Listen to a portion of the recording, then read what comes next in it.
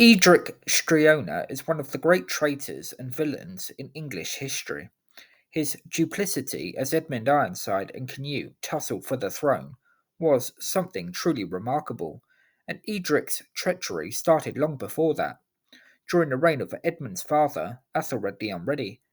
In 1005, Eadric set a trap for an ealdorman named Alfhelm, where, during a hunt, an accomplice of Eadric leapt out and murdered Alfhelm, and this was merely a sign of things to come.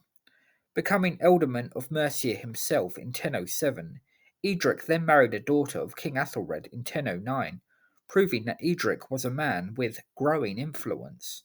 And Eadric wasn't the only member of his family who was beginning to make himself known at the court of Athelred.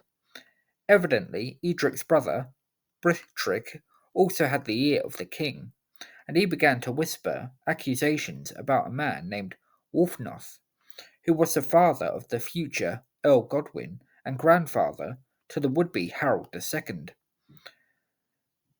Brithric whispered to the king that Wulfnoth was guilty of treachery, and so Athelred had Wulfnoth exiled.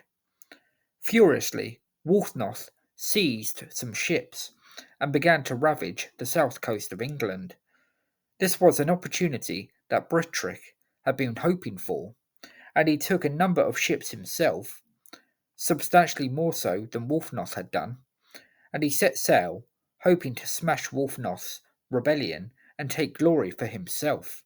However, Brithric fell victim to a terrible storm, and many of his ships were destroyed, and they were soon finished off by Wulfnoth himself.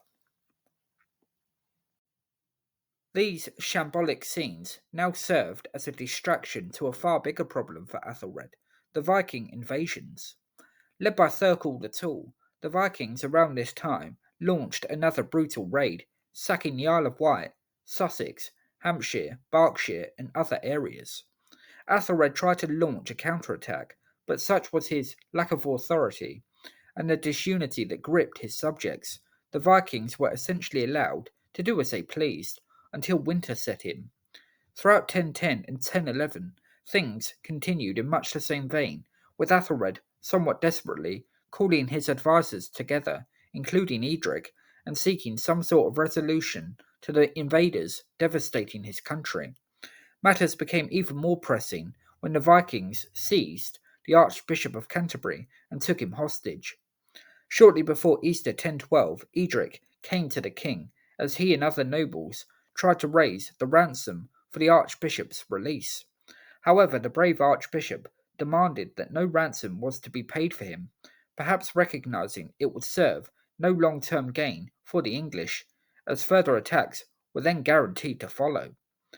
Angry at the archbishop's defiance, his Viking captors, in a drunken rage, had him murdered. Eadric's efforts, however strong or otherwise they might have been, were too late. Between November 1013 and February 1014, King Athelred was briefly deposed by Svein Forkbeard, but on Svein's sudden death, he was recalled to England, but it seemed he and Eadric had learned nothing, as the king continued to make bad decisions, and Eadric continued to look after himself over the good of the nation. In 1015, Eadric tricked two thanes named Siegfirth and Morcar into meeting him, and had them murdered. Athelred then unscrupulously seized their property and ordered Siegfirth's widow to be brought to him. However, before the king decided what to do with her, his son Edmund Ironside married her without the king's permission, and also stole the property that had been seized by the king. Such was the chaotic nature of England at this time. By now Athelred was beginning to fall into poor health, and was no match for his energetic young son. The country was now at a tipping point, with Svein's son Canute leading the Viking presence in England, and Athelred on the cusp of death. In the north, Edmund gathered his forces together, whilst Eadric seized 40 ships and, showing no shame, joined Canute. On the 23rd of April 1016, Athelred died, and the struggle to control England began in earnest, with Eadric right at the heart of it. Edmund was proactive in his bid to defeat Canute, meeting the enemy in numerous battles and skirmishes, and defeating the Vikings at the Battle of Brentford. It was shortly after this that Eadric appeared to switch sides and joined Edmund's forces at Aylesford.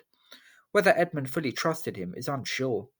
It's possible that, after relentless campaigning, in which he would have sustained heavy losses, Edmund would have simply been too relieved to gain a new ally to care about Edric's questionable loyalty. The Anglo Saxon Chronicles is strong in its condemnation of Edmund accepting Edric's offer of friendship. The Chronicles describes Edmund's forgiveness of Edric as being ill advised to the point that nothing else compared. And it wasn't long before Edric proved the point. In October 1016, Canute and Edmund met at the Battle of Ashington. The fighting was fierce, but Edmund may well have won the day had it not been for Eadric. During the battle, with Edmund appearing to be on top, Eadric spread a rumour that the English king had been killed. He then pretended to flee, and chaos in the English ranks ensued. Canute and the Vikings took full advantage and won a decisive victory. Following Ashington, another skirmish broke out before talks were held in Gloucestershire between Edmund and Canute. Canute obviously had the upper hand by this point, and from the discussions, it was established that he was now the real power in England. Canute would then hold total control over England when Edmund died in mysterious circumstances in late November 1016. Famously, a story goes that Edmund was brutally murdered whilst going to the toilet. Whilst it's not sure that story is correct, it would certainly seem as though the timing of Edmund's death was a little too convenient to have been an accident or illness. It would also seem most likely that it was Eadric who was the man behind Edmund's death. Now that he was firmly on the winning side, Eadric did not want Edmund spoiling that, and so he had to be removed. However, Canute knew full well he couldn't trust Eadric, and in 1017 he had Eadric executed. Greedy, self-serving, and treacherous, Eadric is a quite remarkable man for all the wrong reasons. The chronicler, John of Worcester, writing a century after Eadric's death, described him as being a man, indeed, of low origins, but his smooth tongue gained him wealth and high rank, and gifted with a subtle genius and persuasive eloquence. He surpassed all his contemporaries in malice and perfidy, as well as in pride and cruelty.